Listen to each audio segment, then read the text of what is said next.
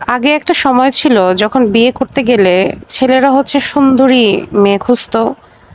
এখনকার দিনে মেয়েরাও দেখি বিয়ে করতে গেলে সুন্দরী ছেলেদেরকে অনেক বেশি প্রায়োরিটি দেয়, হ্যান্ডসাম, গুড লুকিং।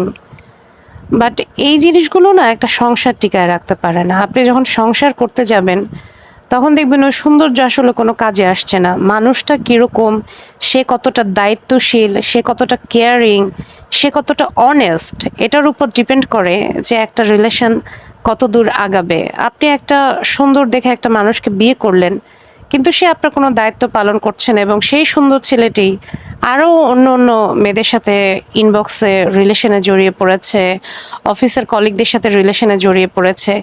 এখন এই রিলেশন থেকে আপনি আবার বেরও হতে পারছেন না। তখন আপনার কাছে মনে হবে, ও আল্লাহ, আমি বিয়েটা কেন করলাম? এর থেকে তো আমি একা ছিলাম, তখনই ভালো ছিলাম। আসলে না, আপনি আপনার পার্টনার চুজিং এর ক্ষেত্রেই ভুল সিদ্ধান্ত নিয়েছেন। শুধুমাত্র দেখতে সুন্দরের উপর ডিপেন্ড করে কখনো অন্তত পার্টনার চুজ করা উচিত না। আপনার পার্টনারটা যদি ভালো না হয় তখন দেখা যাবে যে ভবিষ্যতে আপনি পুনরায় বিয়ে করতে বা প্রেম করতে রীতিমতো ভয় পাচ্ছেন।